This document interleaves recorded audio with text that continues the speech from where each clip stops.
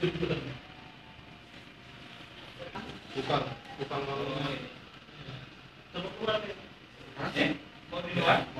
Udah terang. awas dia ketakutan.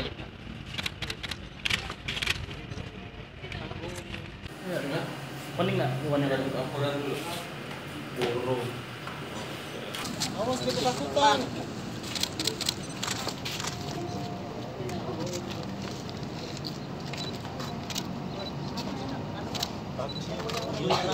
Berarti Pak pegang polisi Pak. Dengan Mbak biar nanti ya gigit ini, Pak. pakai sarung tangan. Ya katanya. Terus tiba-tiba sih kita ada di sini gitu. Terus ditawarin sama dia kotak konvers kecil banget tempatnya. Itu yang di dalam kandangnya itu. Terus dia bilang apa? Dia bilang kus-kus. Kita buka, ternyata isinya kukang. Terus suami saya kebetulan tahu kalau itu dilindungi. Suami saya bilang ya udah kita beli aja, tapi kita lepas. Kita kasih ke PKSDA kembali aja. Jadi memang sengaja dibeli, memang dilepas. Belinya berapa kemarin pasar burung? Apa ya? 350.000 kalau harga itu.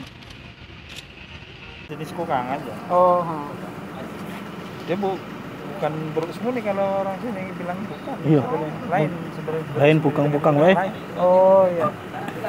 Pak, sebenarnya kalau misalnya ada warga atau yang memiliki hewan ini, memang kalau kedapatan itu ada ancamannya atau seperti apa sih? Ada sanksinya. Sanksinya berupa apa, Pak? Dengan undang-undang itu.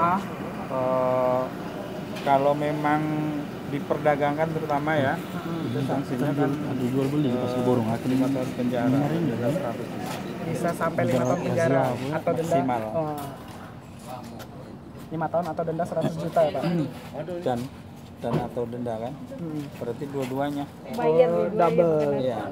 bukan total. Ini kan ditemukannya di pasar burung. Ya sering sudah terus-menerus dan bukan 2 atau 3, lebih dari 10 yang sudah kita amankan. Dan Kukang juga itu, Pak? Sepanjang tahun ini sudah 12-an nih, berhubung yang bersangkutan kooperatif gitu. Kita kasih peringatan aja, terus satuannya kita